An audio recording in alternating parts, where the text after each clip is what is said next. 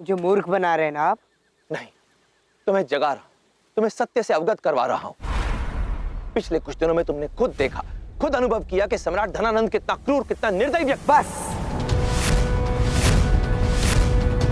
मैंने कहा था कि मुझे तुम्हारा ज्ञान नहीं, अपनी माँ के विषय में जानकारी चाहिए।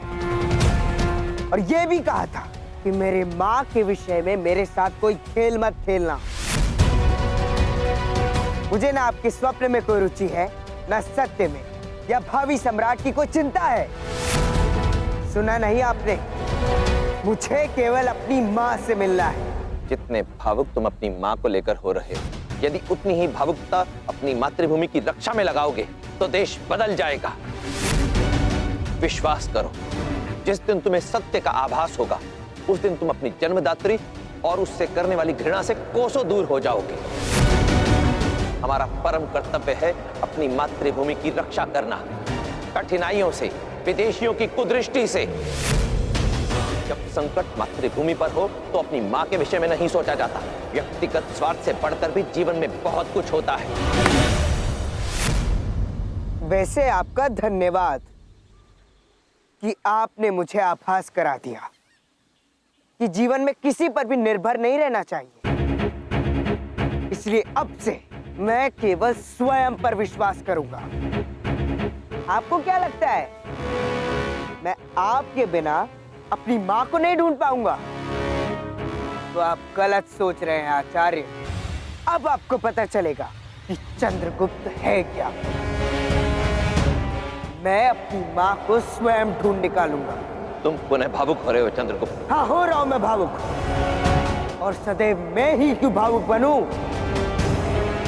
अब देखना कि मैं तुम्हारी भावनाओं के साथ कैसे खेलता हूं।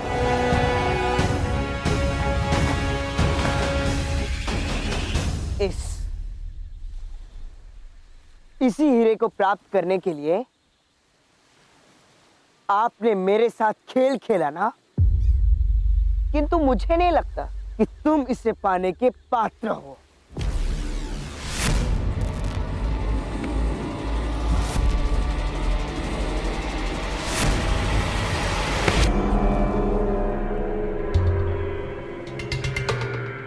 अब मैं अपनी मां को स्वयं ढूंढूंगा।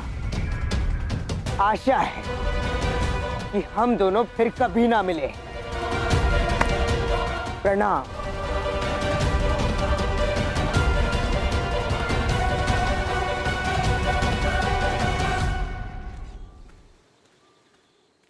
इसीलिए तो तुम अन्य से भिन्न हो चंद्रगुप्त। ये जोश, ये आत्मविश्वास, ये गहराई अत्यंत दुर्लभ है, ये गुण।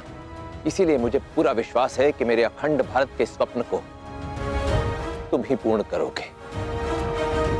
इसीलिए मैं तुम्हें यहां लाया था, क्योंकि मैं जानता था कि क्रोध में तुम इस हीरे को फेंकने जैसा ही कुछ अनपेक्षित व्यवहार करोगे, और वही तुमने किया।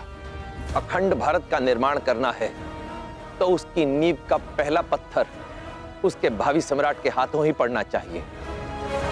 मुझे विश्वास है ये हीरा अपने उचित स्थान पर पहुंच गया होगा।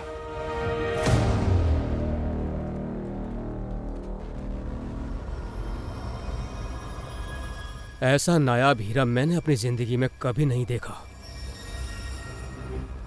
इसकी चमक तो देखो। ये मुल्क तो वाकई सोने की चिड़िया है। चलो इसे शाह सेलुकस को दिखा देते हैं। हाँ चलो।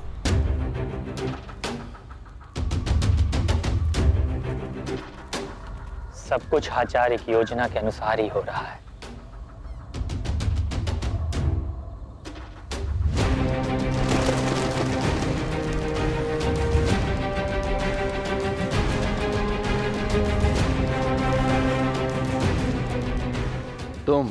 तुम ही ने कहा था ना कुछ और देर रुकना मुनासिब होगा। देखो कितनी नायाब दौलत बिखरी है यहाँ। मुझे ये तमाम दौलत समेटनी है, जल्द से जल्द। सोचो इस मुल्क में कितनी दौलत होगी जहां ऐसे बेशकीमती और नायाब हीरे जमीन पर पड़े मिले।